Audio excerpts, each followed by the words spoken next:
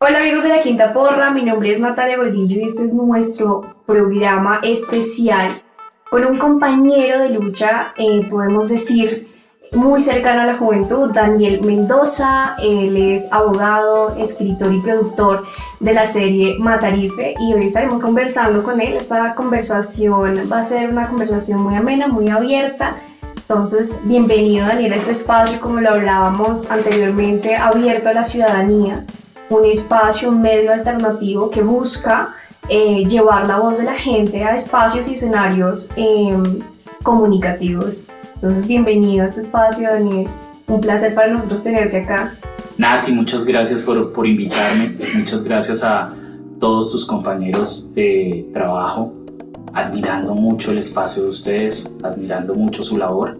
Creo que le hace falta a Colombia este tipo de medios. Y estoy dispuesto acá a que empiece la crucifixión. Estoy para ustedes, primero los jóvenes, el agradecimiento, aprovecho a darles el agradecimiento a los jóvenes que yo creo que fueron los que más estuvieron abiertos en cuanto a su alma y en cuanto a sus emociones, a recibir toda la narrativa informativa de arte, de música, de colores, que es la serie Matarife. Bueno, Daniel, muchas gracias. Yo creo que me gustaría que empezáramos por ahí, por hablar de tu juventud y de la idea de juventud. Porque, como bien lo hablábamos ahorita, nosotros como jóvenes nos sentimos muy comprometidos por el momento que estaba pasando Colombia. Colombia enfrentaba años de violencia donde a muchos de nosotros nos quitaron la esperanza de un país distinto, pero surgió todo un momento, un acontecimiento que fue la movilización masiva, el estallido social y podemos decir cultural, que implicó que la juventud se levantara y diera como un salto en la historia de Colombia, donde exigíamos pensarnos la paz. Entonces, a propósito de eso, yo quiero preguntarte cómo fue tu juventud, incluso preguntarte si fue una juventud, digamos, que atravesada por la política o cómo llegas a la política, pero que partamos, digamos, de ahí, de tu juventud. ¿Cómo fue tu juventud? Pues mira, yo creo que es importante lo que tú dices porque tu pregunta vincula a dos hechos importantes en la historia, es el cambio histórico. Yo en mi juventud no tenía las armas que ustedes tienen para llevar una subversión desde la creatividad, desde el amor, desde la bondad, desde el cariño por un pueblo, desde el cariño por una patria, desde el cariño por un país bellísimo, porque en realidad en los 70s, en los 80s, incluso diríamos que al principio de los 90s, para tomar una foto había que hacer casi que una carrera universitaria. Para manejar una cámara de video había que también tener una serie de conocimientos muy complicados que no toda la gente lo tenía, pero además quien lo tuviera tenía que someterse a los pocos canales de difusión que había. Cuando yo era pequeño, yo recuerdo que eran 4 o 5 canales los de televisión, incluso al principio eran 3 canales y no, la televisión no funcionaba todo el día. Sí, pues yo nací a finales de los 70s y mediados de los 70s y era completamente diferente los canales que tienen hoy en día ustedes para difundir las ideas. Y es que eso es lo más importante, que las ideas son balas, las ideas son granadas, las ideas son bombas con dinamita, que si se cubren con arte, que si se cubren con colores, que si se cubren con letras, que si se cubren con una serie de conceptos, pueden herir un sistema y le pueden sacar sangre a un sistema. Y eso fue lo que ustedes, señor jóvenes, lograron en esta época de la historia. Y es importante que ustedes sepan por qué se logró. ¿Por qué se logró? Porque primero fueron muy valientes, pero además porque las ideas se empezaron a difundir en las redes sociales. En los 60s era utópico era abstracto, era una canción hippie, un viaje de hongos. Pensar en que se podía herir con el arte un sistema, que se podía luchar desde el amor en contra de la maldad. Mira lo que yo estoy diciendo, y eso en los 70s sonaba pues a película de superhéroes, pero hoy en día no. Hoy en día ustedes tienen los fusiles, ustedes tienen, que son esas cámaras, ustedes tienen los programas de edición que son fáciles de manejar. Con un tutorial de YouTube ya se puede hacer, ya alguien puede aprender a editar. Y además ustedes tienen, a mí me queda a veces complicado manejar un programa de edición.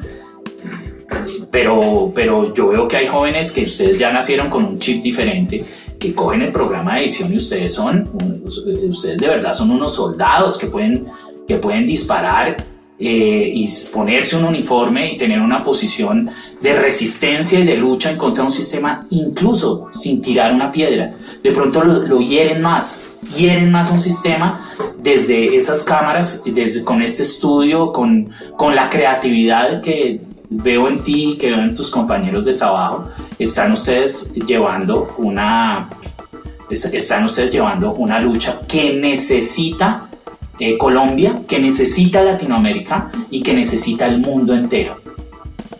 Bueno, yo creo que un poco tal vez de esa idea de juventud que está tan atravesada por la imaginación y la imaginación de utilizar medios distintos para transformar un país, y yo me atrevería a decir que incluso un continente.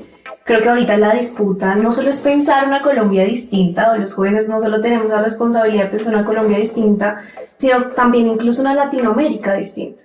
¿Sí? Un continente que también ha estado atravesado por una violencia sistemática, no solamente, digamos, de manera interna, sino por un sistema que no genera condiciones sólidas para la juventud. Entonces vemos ahorita juventud completamente atravesada por la depresión, la ansiedad, y aún así, con la depresión encima, asumimos un rol de transformar el país, ¿no? Por eso también un poco la pregunta iba dirigida a cómo fue tu juventud para, digamos, contrastar esas digamos, generaciones que implicaron hoy en Colombia un salto de época, ¿sí? Escuchaba yo hace poco la palabra lo que estamos viviendo, digamos, en este momento es el cambio de una época en Colombia, ¿sí? El cambio implicado en nuevas prácticas y formas de relacionarnos, donde la juventud ha encontrado, digamos, medios como cámaras, medios como redes sociales, medios alternativos para poder comunicar un momento, digamos, de paz, como que dar ese salto y pensarnos una Colombia en paz. Entonces, completamente, digamos, que recogida en las palabras que dices que en este momento la juventud es aún más importante. El llamado es a que la juventud se siga implicando en los asuntos políticos que van a permitir que Colombia siga cambiando, porque digamos que también un poco con el acontecimiento de lo que implicaba Gustavo Petro como presidente, era que Colombia se estaba pensando en los cambios puntuales, ¿no? Entonces hablamos de reforma pensional, reforma laboral, una reforma incluso en la forma de concebir las fuerzas públicas que sean, digamos, más acompañadas de la noción de los derechos humanos, ¿cierto? Que se acojan en esa idea de la paz. Entonces es bonito escuchar como siempre por generaciones la juventud ha sido como tan relevante. Y digo esto, lo de la ansiedad y la depresión, porque sí es una realidad. Los jóvenes estamos completamente en ocasiones deprimidos y angustiados porque este sistema no nos garantiza, digamos, que una relación sólida con el Estado. Entonces es muy difícil conseguir empleo, es muy difícil estudiar o entrar a la universidad. Sí, como que esas condiciones que deberían garantizarnos estabilidad no están, y como como no están y nos generan estabilidad, pues en últimas ese mundo inestable del neoliberalismo nos pone en el punto de la depresión. Entonces, digamos que ya un poco elaborando más sobre tu historia, ¿sí? Lo que implica una serie como Matarife para la juventud, y lo que implica también para tu vida, ¿no? Porque te toca exiliarte, ¿sí? Y quiero que hablemos de eso porque hoy estás acá. Hoy estás acá y no solamente como el productor de la serie Matarife, sino como el comprometido que ahorita se piensa como concejal de Bogotá por el Partido de Colombia Humana. Entonces, hablemos un poco de cómo fue para ti esa experiencia de estar en otro país, ¿cierto? Pensándote igualmente Colombia. Y hoy estar aquí comprometido en tu candidatura como al Consejo de Bogotá, que sigue comprometido con los asuntos sociales, con la juventud, con cambiar, con esa idea de cambio y transformación para Colombia. Pues yo creo, mira, creo que tu pregunta amarra un par de hilos muy importantes. Yo en Europa me sentía existiendo en Francia, pero siempre me sentí viviendo acá. Y existir donde uno vive marea y genera un vacío y una oscuridad. Existir donde uno no vive. Eso es muy duro. Yo existía allá y yo salía y muchas veces me sentía como rodeado de fantasmas.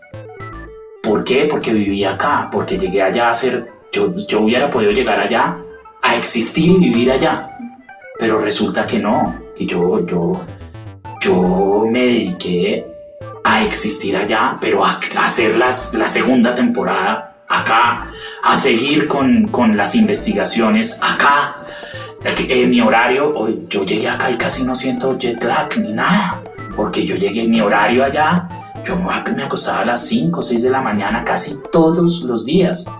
¿Por qué? Porque yo trabajaba en Colombia, yo seguía trabajando en Colombia.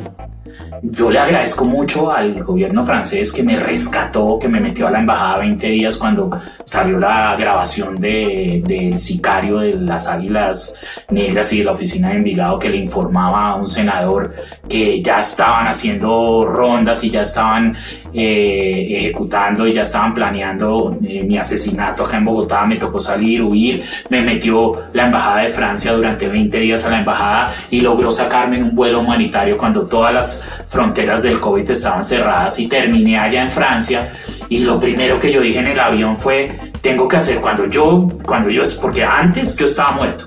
Yo acá estaba muerto. Es decir, me perseguía la fiscalía, me perseguía, era el gobierno Uribe, yo no podía ir a la policía, pero por otro lado los dos peores carteles del narcotráfico. Entonces yo decía, yo estoy muerto. La sensación era hasta rica, me iban a matar, bueno, pues estoy muerto, qué chimba, era cada día tenía que pues podía dar una entrevista y decir que lo que era Álvaro Uribe, lo que yo opinaba Álvaro Uribe con todas las informaciones que tenía, con la investigación que había hecho, y cada día luchaba por decirle: usted es un genocida, un paraco, un asesino, y creo que eso le llegó al pueblo y le llegó especialmente a la juventud.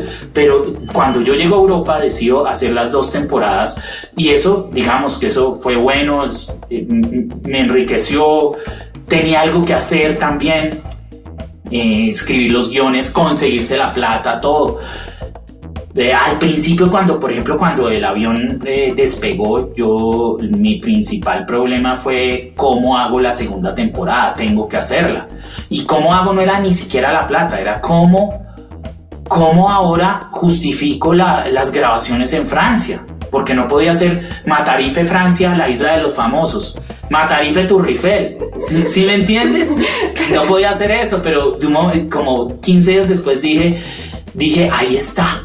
Yo mirando la ventana que me acomodaron en una casa divina en Toulouse, el gobierno francés, yo mirando la naturaleza, era verano en ese momento, lindísimo el clima. Yo dije, pero la historia la tengo al frente de mi nariz, y era mi historia, y desde el punto de vista narrativo era muy rico. Un periodista que lo persigue la mafia y que le toca salir de Colombia y termina asilado, ya ahí estaba la historia y ahí estaba la justificación, y eso me llevó a trabajar, y eso me llevó a poder seguir viviendo en Colombia, así existiera allá. Eso se puede hacer ahorita. Hace 20 años el que salía exiliado se quedaba viviendo y existiendo, porque no tenía ni WhatsApp, ni tenía YouTube, ni habían redes sociales, nada, escasamente una llamada a sus familiares por ahí cada 15 días porque era carísimo. Entonces hoy en día eso sí se puede hacer, existir y vivir en el otro lado, pero eso descompone y eso es un exilio terrible. Y yo me di cuenta que yo ese exilio, cuando yo estaba haciendo la tercera temporada, no la segunda, yo dije, ese exilio lo tengo especialmente desde adolescente. Yo ese exilio no lo siento solo acá, porque yo de adolescente sentía que existía en Colombia, pero vivía en Estados Unidos, en la cultura gringa, en la cultura europea. Y yo dije, yo tengo un exilio interno desde pequeño, y tengo un mareo, y tengo una oscuridad interna, y de pronto eso me genera tanta rabia a veces. Y empecé a relacionarme con indígenas, con comunidades indígenas, y a ver la belleza de la cosmovisión indígena. Y dije, esto me ha afectado a mí mucho, y esto me ha generado en cierta forma oscuridad y depresión en mi vida. Y decidí hacer la tercera temporada enfocada en Latinoamérica y rescatando, bueno, primero dedicada a los jóvenes, al genocidio juvenil que ejecutó el gobierno genocida y asesino de Álvaro Uribe Vélez en cabeza de Iván Duque. Eso era el muñeco de trapo de él. Dedicada a ellos los primeros episodios, pero la narrativa visual era una narrativa que pretendía rescatar la cultura y la cosmovisión indígena, si tú ves la tercera temporada, y por eso me di la pela económica, y casi, porque mucha gente me decía, ¿cómo va a ir a Guatemala? Pues mucha gente, no, los tres que sabían, Daniel, no vaya a México, no vaya a México, es que Sinaloa, usted se ha metido con ellos. Y precisamente en la tercera temporada yo dije, tengo que ir a México porque voy a echar al agua el cartel de Sinaloa, precisamente porque ha estado metiéndose acá en Colombia, y Uribe tiene relaciones con el cartel de Sinaloa desde los Cifuentes Villa, es decir, la familia Uribe desde los Ochoa, que nació en el seno de una familia de narcotraficantes.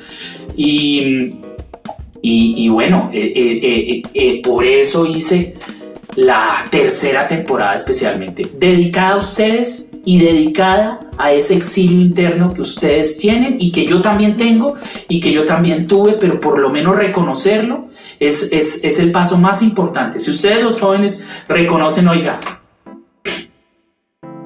de estas generaciones de atrás, es que ustedes hemos vivido en la colonia hasta ahorita.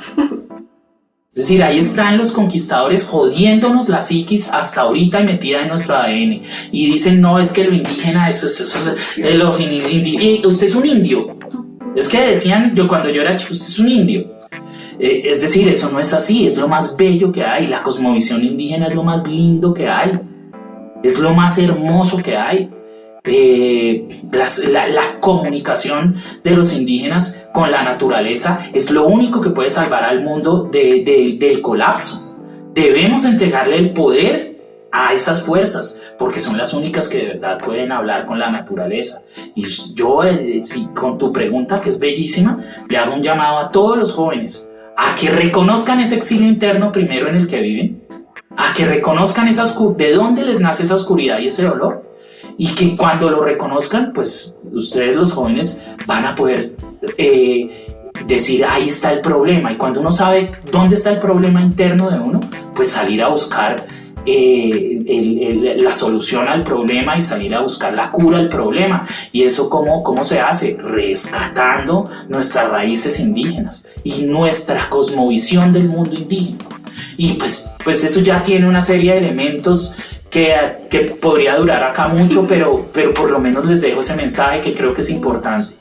Wow, me dejas con el corazoncito conmovido, porque creo que a veces no nos damos cuenta del daño que nos hizo, voy a decirlo así, la Guerra Fría, con todo ese choque cultural, ¿no? De hacer sentir a Latinoamérica por debajo, porque era el sur, porque era donde estaba la raíz indígena, porque hablábamos de lo popular, ¿sí? Y comenzó incluso a quebrar una relación con la idea que nosotros tenemos de lo público, ¿no?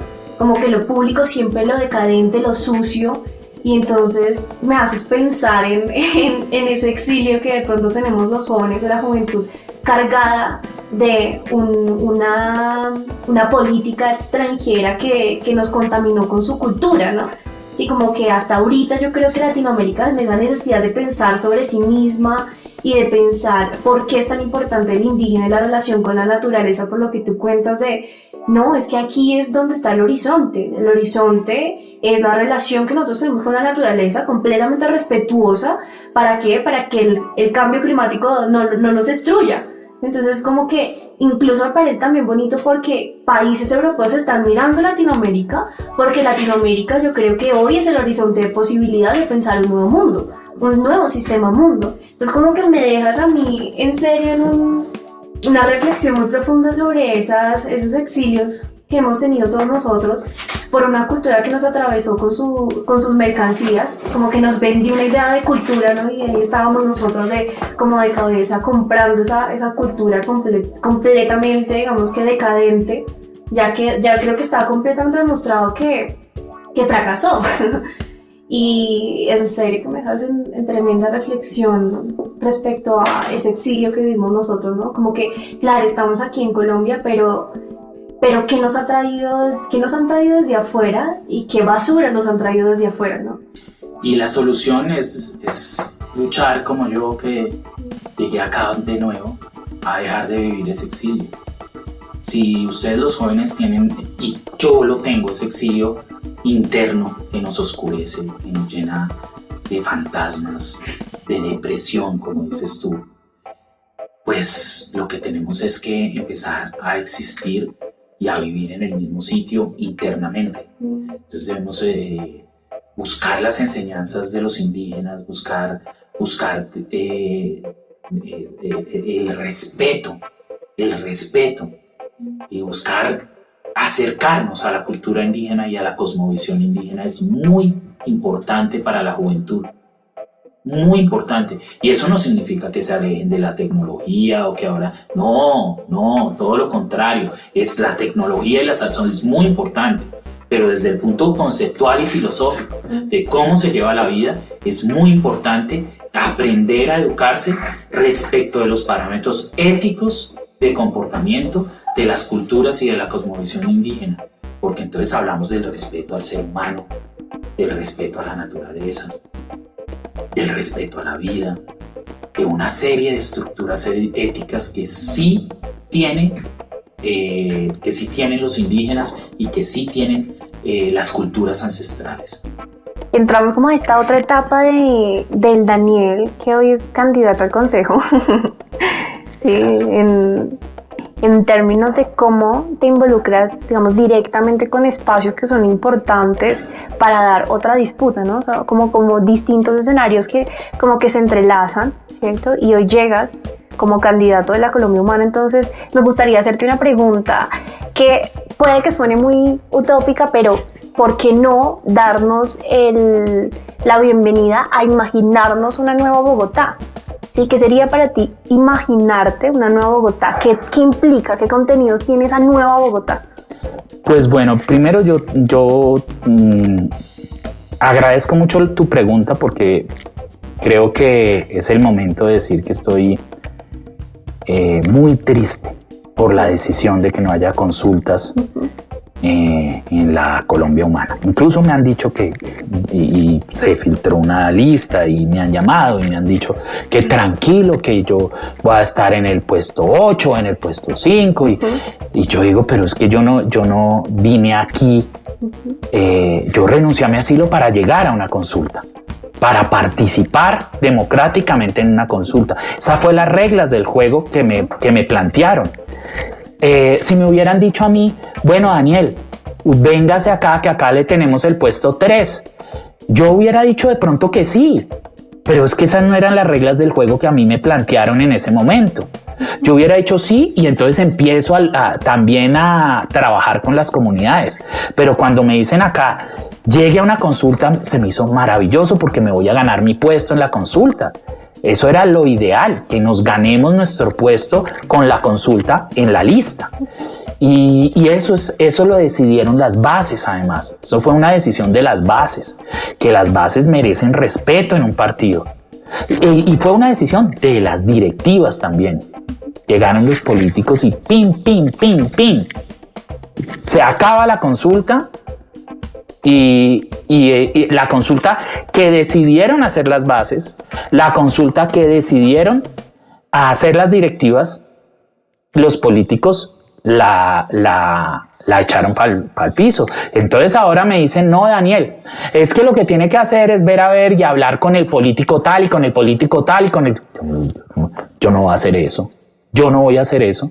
Siento que me cambiaron las reglas del juego completamente, que yo vine acá a participar en la consulta, que yo estaba trabajando con las comunidades, que con ellas, que a ellas sí les echo cepillo, que a ellas sí las escucho, que para mí es lo que me preocupa. He tenido líderes de todas las localidades. En estos 4 días que llevo en Bogotá, me levanto a las 6 de la mañana y acá las personas de mi equipo lo pueden ver, 5:30, 6 de la mañana, y estoy terminando a las 12, 1 de la mañana, como siempre ha sido mi vida. Como siempre ha sido mi vida, trabajando y brincando por todo Bogotá. No me importa, pues exponiendo con el riesgo que pues corre una persona que ha hecho lo que yo he hecho, pero además pues con el desgaste físico que se nutre de lo interesante y de la cantidad de gente que yo conozco y que me da vida y que me llena de amor y que siento su dolor y que siento que la puedo ayudar. Como siempre lo he querido hacer a través de mi producto audiovisual, Matarife, de mis escritos, de mi novela, siempre lo he querido hacer, ayudar a la gente y lograr con mis letras, con mis producciones, con mis guiones, lograr llevar desde un punto de vista bélico, lograr llevar una subversión, un proceso de subversión, pero a través de la creatividad, y partiendo del amor, partiendo de la bondad que le tengo al pueblo colombiano, que le tengo a mis raíces, que le tengo a mi patria, que le tengo a los indígenas, que le tengo a la gente que vale mucho la pena en el pueblo colombiano, como ustedes, jóvenes, que vea lo que están haciendo. A los niños del Nogal que yo conocí de su edad nunca hubieran hecho algo así. Porque pues tienen otra cosa, viajan a Miami, viajan a Europa todo el tiempo, van a comprar ropa a Miami, tienen sus preocupaciones en el carro, nada más la ropa, la moda, pero vean ustedes lo que están haciendo, vean ustedes lo que son. ¿Qué dinámica de subversión? La palabra subversión no tiene que ser vinculada hoy en día ni con la sangre, ni con las balas de plomo, nada. Hoy podemos hacer una subversión desde la creatividad, sin herir a nadie, sacándole sangre a un sistema, porque es importante querer destruir la maldad, saber que el ser humano es bueno, partir de un acto de fe. Somos buenos los seres humanos. Yo no te puedo decir que es así y no te lo puedo probar, pero si tú lo crees que el ser humano es bueno, tú vas a estar luchando siempre con una razón justificada, que es respetar y defender la naturaleza bondadosa que tiene el ser humano. Y para eso ustedes tienen las cámaras, tienen los programas de edición, tienen sus ideas, la creatividad para poder avanzar y agarrar de la mano la sociedad y llevarla en este proceso de subversión a destruir toda la maldad que rodea el sistema colombiano, gobernado aún el sistema por entes perversos y oscuros como el paramilitarismo, el narcotráfico y la corrupción. Es bastante complejo, ¿no? Esa relación que ha tenido Colombia Humana, el pacto histórico, cómo se han definido el tema de las listas, de las precandidaturas, ahorita la definición de las listas. Y quería preguntarte, ¿listas abiertas o cerradas? Pues como te digo yo no le tengo problema a que sea una lista cerrada, pero que se haga una consulta, como me lo dijeron. O si no lo debieran haber dicho desde un principio. Vamos a elegir a dedo. Creemos en usted, Daniel. Creemos en sus ideales y acá está su puesto número 3 o 15 o 20 o 8 o 10, el que sea. Y pues bueno, si es así, yo de pronto, si hubiera sido así, yo hubiera dicho de pronto, bueno, sí, pero a mí lo que más me gustó es que yo venía a ganarme mi puesto y a ver cómo lograba entender y vivir a Bogotá, que fue la ciudad en la que nací, en la que crecí, la ciudad que me indignó, la ciudad que me diseñó. Eso es muy importante. Si nosotros hacemos una ciudad que sea una ciudad humana, que sea una ciudad respetuosa de la vida, que sea una ciudad respetuosa del medio ambiente, que sea una ciudad donde la movilidad genere felicidad y productividad para todos, en equidad y en igualdad, es una ciudad que va a diseñar buenos seres humanos. Si tenemos una sociedad desigual, si tenemos una ciudad desigual, si tenemos una ciudad completamente voraz, si tenemos una ciudad injusta, si tenemos una ciudad violenta, esa ciudad va a ser la madre que pare hienas. Y eso va a generar violencia, dolor, muerte. Entonces, por ejemplo, el tema de la movilidad. La gente dice, no, es que la movilidad, uno piensa en la movilidad como un hecho completamente cuadrado, como un hecho completamente que se camina en un plano completamente objetivo. No, la movilidad tiene mucho de profundo, es algo que toca al ser humano en sus fibras más profundas, la movilidad. Y es una generadora de desigualdad impresionante. En Bogotá, por ejemplo, los ricos son los únicos que se mueven en realidad rápido. Pues los ricos se mueven solo por un sector, 76, van al Club del Nogal, van a sus clubes, al Gun Club, van a la 82, después van al Parque de la 93, trabajan en su sector financiero y si tienen que ir al centro a ver ópera, pues cogen su carro, el día, como tienen 2 carros, entonces cogen uno de los carros y se van por la circunvalar y llegan rapidísimo. ¿Y eso qué genera? ¿Eso qué genera? Que los ricos siempre se van a mover muchísimo más rápido que los pobres. ¿Y eso qué es en últimas? Que la vida le rinde más a los ricos que a los pobres. Y eso es completamente aberrante e injusto hoy en día. Bogotá tiene que entender eso. ¿Y eso qué hace? Esas injusticias y esas desigualdades generan violencia y generan hienas. Y nosotros tenemos que dejar de ser una sociedad de hienas. Las drogas son en realidad una realidad en la juventud que toca siempre a la juventud. Y un joven de pronto puede consumir drogas y probarlas y tener experiencias con las drogas en algún momento de su vida. Pero de ahí a que los fantasmas de esas drogas lo lleven a la drogadicción, hay un trecho muy largo.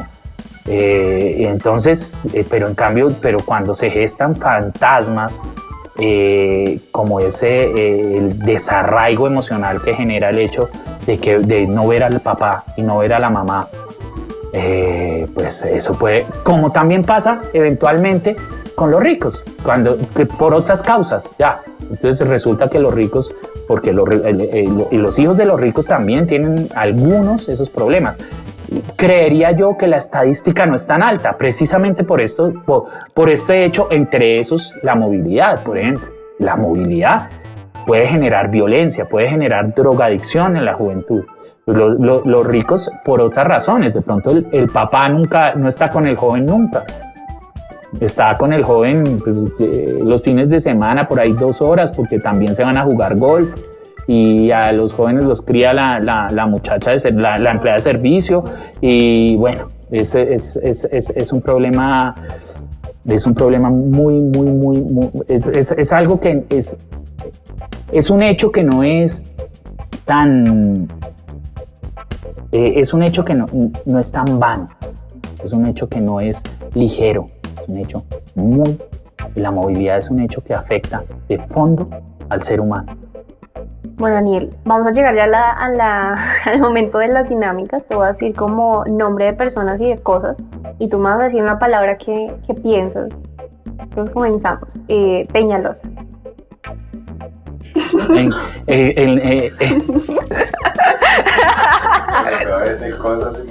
Chulo. Chulo. Sí. Gustavo Petro. Iluminado. Claudia López. Una patada. Francia Márquez. Linda. Diego Molano. Sangre. Juan Diego Viedo. Inteligencia. Transmilenio. Nevera. Y el Nogal.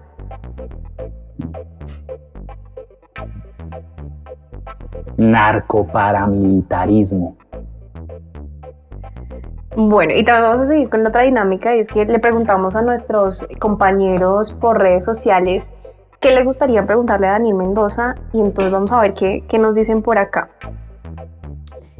Hay unas preguntas que tengo que decir, son un poco pesadas, otras que no. Por ejemplo, esta persona tiene la duda, como, ¿es fijo que va al Consejo de Bogotá por la Colombia Humana?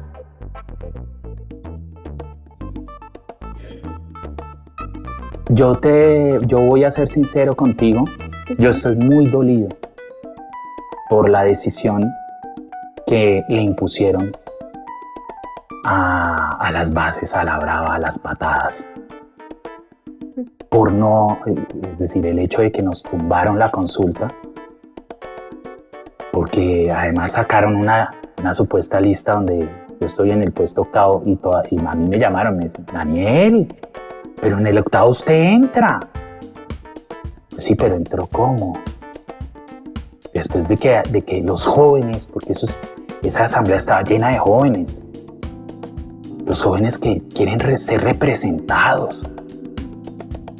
Y lo que veo que obraron de una forma, es decir, lo que acaba de pasar con la consulta es escupirle a las bases. Me da pena, pero eso fue lo que hicieron. Obraron de una forma, el negar la consulta. Yo no digo que las listas deban ser abiertas, podían ser cerradas, pero después de un proceso, una consulta. Después de hacer una consulta, y se hace una lista cremallera con la gente que está en la consulta. Bueno, esta pregunta es un poquito más pesada y dice, sobre las declaraciones de Mancuso, ¿qué tan frecuente eran esas reuniones en el Nogal? A ver, en el Nogal todo el mundo sabía que en Mancuso se reunía con la plana mayor de Álvaro Uribe. Todo el mundo lo sabía. Y eso no lo digo yo, eso está ahí en la serie Matarife. Eso es lo bonito de la serie Matarife. Y por eso es que la serie Matarife ganó y derrotó a Álvaro Uribe jurídicamente. Y de paso los invito a que viene otro infighting jurídico. Espérense. Wow. Viene otro infighting jurídico y eso va a ser parte de la 4ª temporada. Eso va a ser parte de la 4ª temporada, lindísimo, vienen audiencias, viene algo muy bonito. También por eso estoy acá. Esa es una chiva que te doy. Esa la puedes sacar. Esa es una chiva que te doy. No, todo el mundo sabía de la... Y eso, en últimas, eso fue lo que hizo que me rebotara la psiquis y que me rebotara el alma y las emociones. Porque bueno, por un lado, yo era abogado penalista, criminólogo, de la Universidad de Externado, que digamos que es la universidad bandera y estrella en el derecho penal colombiano, y también investigador periodístico, y yo me empecé a dar cuenta con mis defensas. Yo defendía 2 candidatas presidenciales, defendí senadores para política, farpolítica, carrusel de la contratación, también acusé, pues como penalista estuve digamos que en el campo de batalla de los despachos judiciales, de los tribunales durante varios años. Y Y yo me di cuenta, especialmente viendo las audiencias de justicia y paz, que en últimas y paralelamente veía yo los horrores de los expedientes, los horrores que eran las audiencias de justicia y paz, cómo llegaba un paramilitar y decía, sí, a esa familia la sacamos del carro, matamos al niño menor primero enfrente del papá y la mamá, después matamos al papá, después matamos a la mamá, ver documentales como Impunity, que sale la hermana contando cómo degollaron a un niño de menos de 10 años los paramilitares y la mamá le tocó coger la cabeza y a la hermana el cuerpo, llorando. Todo eso está en la serie Matarife, episodio 7. Yo nada de esto lo invento. Y primero ver eso, ver la cantidad de violencia, dolor y sangre que había tenido que vivir la ruralidad colombiana, la ruralidad especialmente colombiana, que para nosotros, especialmente los que vivíamos en esa burbuja del norte de Bogotá, los que y más allá de la 72 ya era sur, para nosotros, de verdad, para nosotros eso, una persona como yo ver eso y ver que habían poblaciones enteras que habían sido devastadas por el paramilitarismo de una forma cruel, que habían torturado mujeres, violado mujeres en la plaza del pueblo con punzones, con alambres de púas, que habían picado ancianos con motosierras los paramilitares, y que en últimas, cuando yo entraba al Club del Nogal, me sentaba allá y atendía a los clientes, iba al baño turco, me daba cuenta que esas motosierras y esos fusiles y esos camuflados de esos comandantes tan crueles habían sido activados en ese baño turco y habían sido activados por esa élite perversa, oscura, descompuesta, deslinderada, completamente chiflada, completamente sociópata, que habían llevado, que esa élite era la causante, que se reunían con los paramilitares, que hacían cócteles para buscarles plata, que no se ensuciaban las manos, pero que sin esa élite, esas masacres no hubieran ocurrido.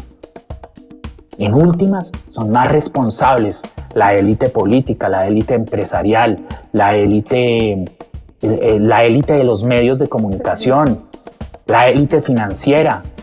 Esa élite es más responsable por todo ese genocidio que vivió Colombia que los mismos comandantes paramilitares que lo ejecutaron directamente. Impresionante como el contraste de esa Bogotá, ¿no? Como que la Bogotá que tú dices, por debajo de la 72 y la que está en el 72, y ese círculo centro de élite que es el Nogal, y cómo se definía en últimas el rumbo, la dirección del país desde el Nogal. Entonces, también viendo un poco las declaraciones de Mancuso respecto a toda esa concatenación de medios de comunicación, de políticos, de empresarios, todos siempre en función o todos, digamos, en torno a una misma línea, donde no les importaba arrasar con la vida siempre y cuando favoreciera sus intereses económicos, pues es bastante chocante, ¿no? Es como el contraste de cómo putas pasa esto en Bogotá y en un lugar tan cerrado y tan pequeño como el Club del Nogal, donde si no es el baño turco no se puede entonces negociar. O sea, que son tan descarados que pueden negociar en baños turcos. ¿Sí? Entonces, como dimensionar esas dos caras que tiene Bogotá de una élite completamente podrida, ¿sí? Que no les importa pasar por encima de campesinos que sí se tienen que ensuciar las manos para poder sobrevivir, ¿sí? Con tal de tener unas tierras para poder, otra vez, sus intereses económicos. Bueno, y hay algo importante. ¿Por qué? Y es que eso ya como criminólogo que... Pues, los penalistas normalmente no estudian ni les gusta la criminología porque no da plata, pero es interesantísima y a mí sí me soda la criminología. Y uno como criminólogo, ¿por qué la élite colombiana hizo eso? Y yo me doy cuenta que hay una serie de simbolismos en la élite que la deforman, de simbolismos sociales, cuando la empleada de servicio llega, mi empleada, esos simbolismos yo vine a descubrirlos a través del amor, porque yo me enamoré de una empleada de servicio, de Carmen, a los 13 años. Creo que eso fue la suerte, lo que me salvó en realidad, y lo que me llenó de dolor, me llevó a decir, oiga, yo tengo que volverme un subversivo, y yo tengo que empezar a pelear, porque si no estoy participando de esa porquería.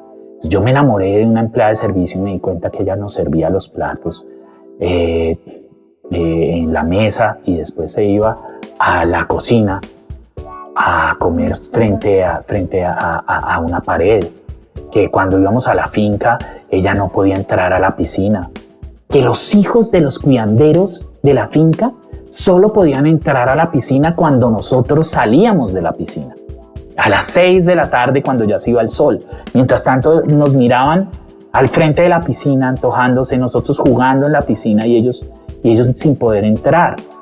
Pero lo importante es eso, ¿qué le está diciendo a un niño en formación en esa élite? ¿Cómo lo está pervirtiendo ese tipo de simbolismos que le agreden la psiquis de una forma frontal? Cuando el niño ve que se tiene que salir de la piscina para que entren los niños de los cuidanderos, pues ¿qué le está diciendo? Es que contaminan. Es que para la élite colombiana los pobres contaminan. Los pobres son hormigas trabajadoras para ellos, o son bacterias contaminantes, una de dos. No hay más. Es que no se da cuenta la sociedad colombiana de lo sociópata que es la élite colombiana, y por eso son tan criminales, y por eso no les importó ser la dinamita de ese genocidio, pero por eso no les importa a la sociedad, a Colombia no le importa a esa élite. Es importante que lo tengan en cuenta ustedes, los jóvenes. No les importa a esa élite, no le importa Colombia.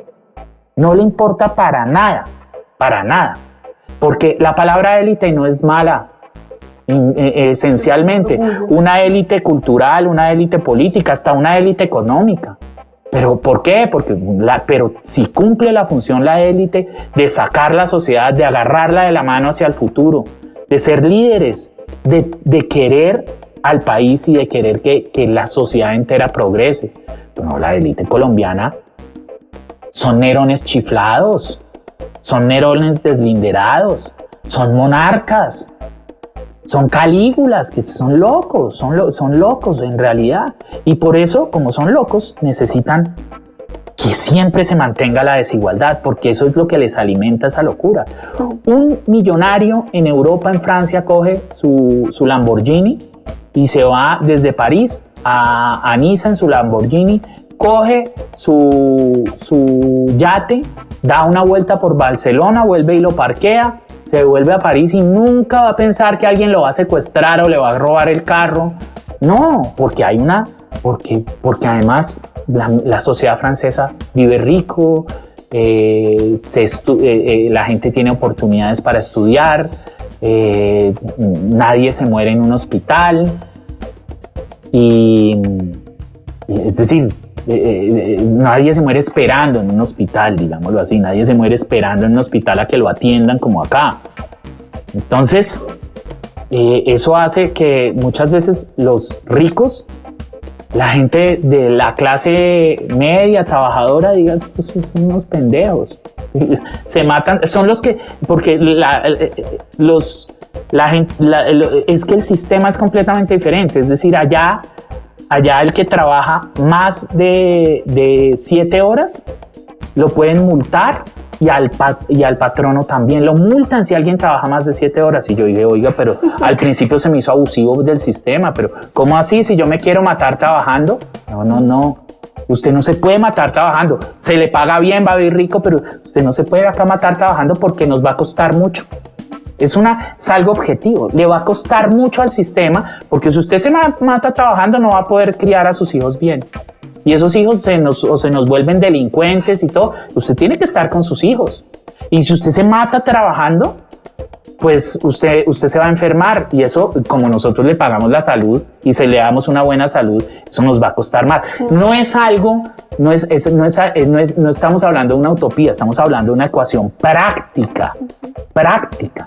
Es algo que le conviene a la sociedad, pero los ricos colombianos, los millonarios son chiflados, no les importa vivir en una sociedad pacífica, por más millonarios que sean, una sociedad que los respete, porque cuando los secuestran es una sociedad que los irrespeta en realidad.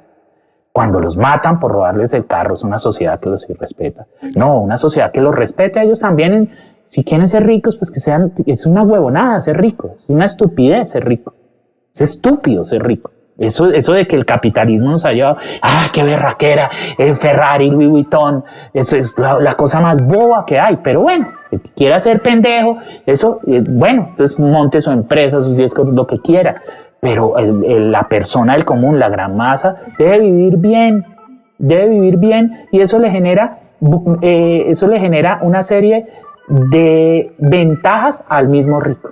Bueno, Daniel, se viene 4ª temporada para tu serie Matarife. Cuéntanos un poco de ese proyecto que se viene.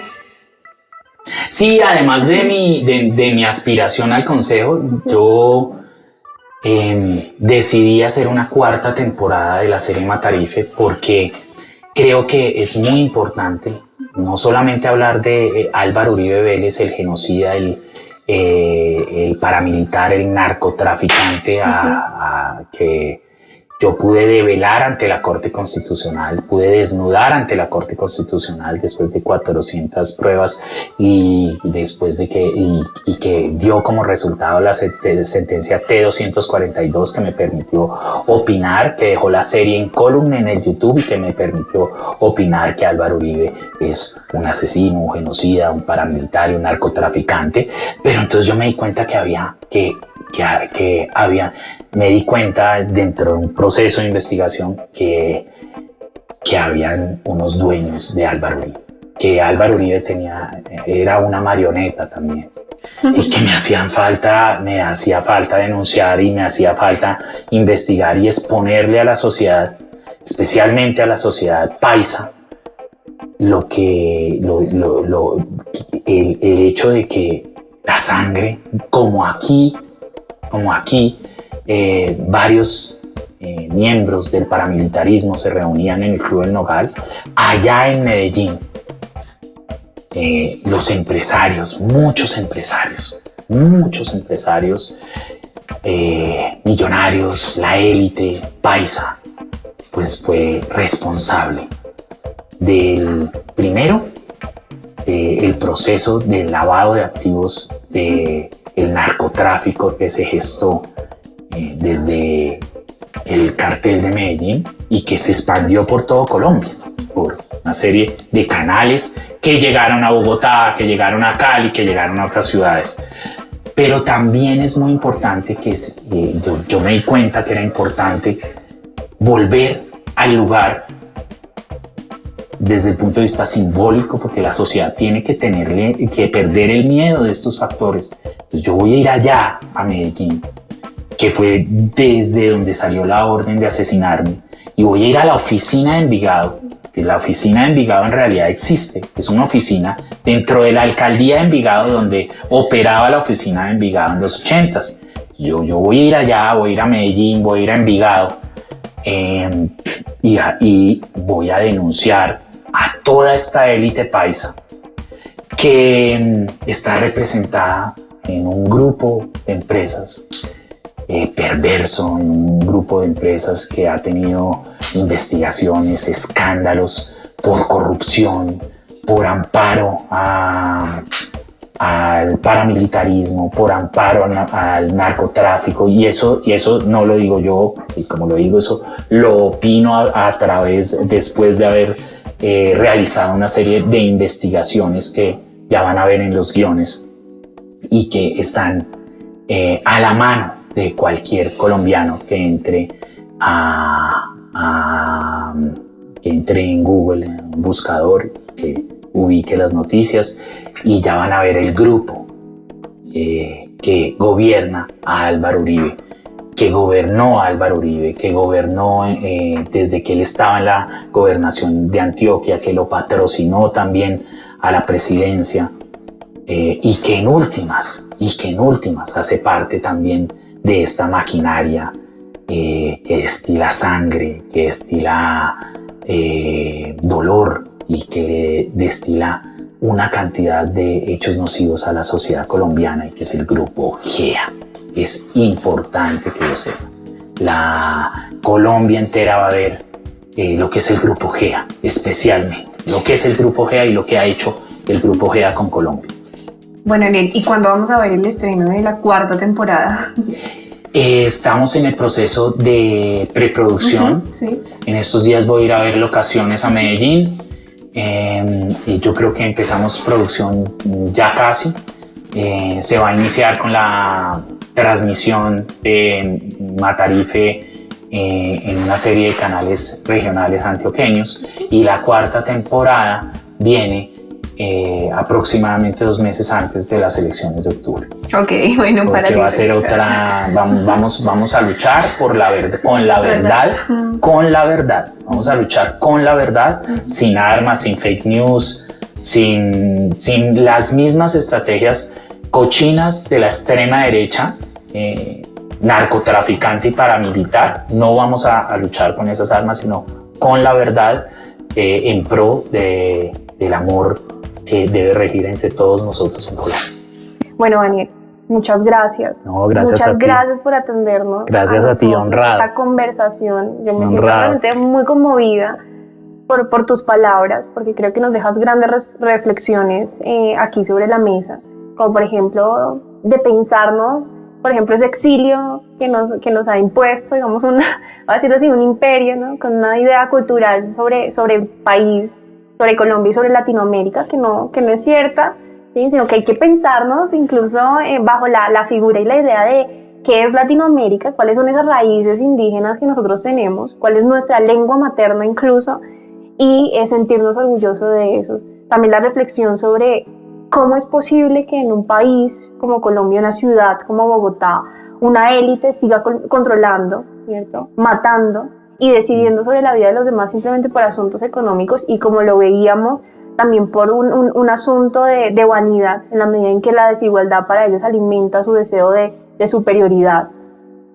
Y agradecerte, abrazarte mucho también por la disposición de involucrarte, digamos, más de la política electoral ahorita como candidato al Consejo.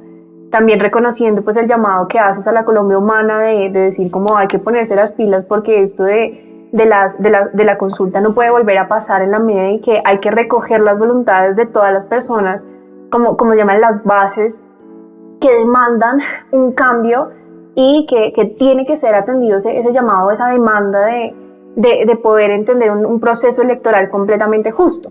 Entonces te abrazamos y te agradezco profundamente por tus palabras y este espacio aquí, pues en la Quinta Porra, un espacio que ha nacido de jovencitos, de jóvenes que hoy pues le apostamos por medios alternativos. No, Nati, qué honor estar acá contigo. Gracias por invitarme a tu programa. Me siento de verdad muy honrado, y para mí es muy importante hablar con ustedes y atender sus inquietudes y escucharlos, porque ustedes son los jóvenes, tienen la sabiduría. Nosotros, los más mayores que ustedes, digámoslo así, somos muy brutos, y la prueba está en ustedes. Son los únicos que pueden salvar el país y el mundo.